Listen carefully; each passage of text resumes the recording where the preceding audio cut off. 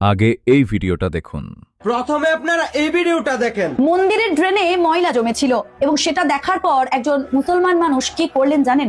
তিনি একজন জেসিপি ওয়ালাকে নিজে ডেকে পাঠালেন এবং বললেন, এই মন্দিরের ড্রেনে যে ময়লা জমা হয়েছে এই সমস্ত ময়লা তুমি পরিষ্কার করে দাও। জেসিপি ওয়ালা স্বাভাবিকভাবে নিজের বেতন চাইলেন, বলেন আমি তো এই কাজগুলো বেতনের জন্যই করি, তো আমার বেতন কে দেবে? যেহেতু আপনি একজন মুসলমান মানুষ এবং এটি একটি মন্দির, তাই এটা কোনোভাবেই সম্ভব নয় যে আপনি এটার জন্য আমাকে পারিশ্রমিক দেবেন।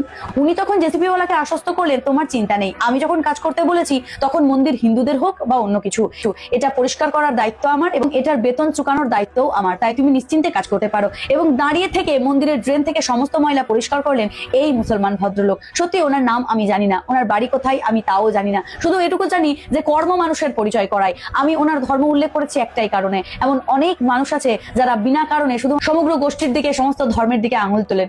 আমি হুসেন মানসুরি স্যারের মতন মানুষকে দেখেছি ওই ধর্মে জন্মাতে, আমি এপিজে আব্দুল কালাম স্যারকে দেখেছি ওই ধর্মে জন্মাতে, আমি এমন অনেক মানুষকে দেখেছি ওই ধর্মে জন্মাতে যারা সত্যি সত্যি মানবতার এক অদ্ভুত নিদর্শন। আজকের এই ভিডিওটা আমার প্রকাশ করার উদ্দেশ্য একটি, যে দেখুন মানবতা দিয়েই মানুষের পরিচয় হয়। আপনি কোন ধর্মের সেটার থেকেও বড় কথা আপনি কতটা ধর্ম পালন করছেন, আপনার সেই ব্যক্তিত্ব কতটা ধর্ম পালন করছে সেটাই আপনার বিশেষত্ব। তো দিন শেষে মানুষ হয়ে উঠুন, অবশ্যই ধর্ম পালন করুন, প্রত্যেকটা মানুষের পরিচয় তার কর্ম দিয়ে। আমি বারবার আমার ভিডিওতে সেই সমস্ত কিছুই তুলে ধরি। অনেক মানুষ ভুল বুঝে অনেক কথা বলেন, কিন্তু তারা আমার পুরনো ভিডিওগুলো বা অন্যান্য ভিডিওগুলো দেখেন না।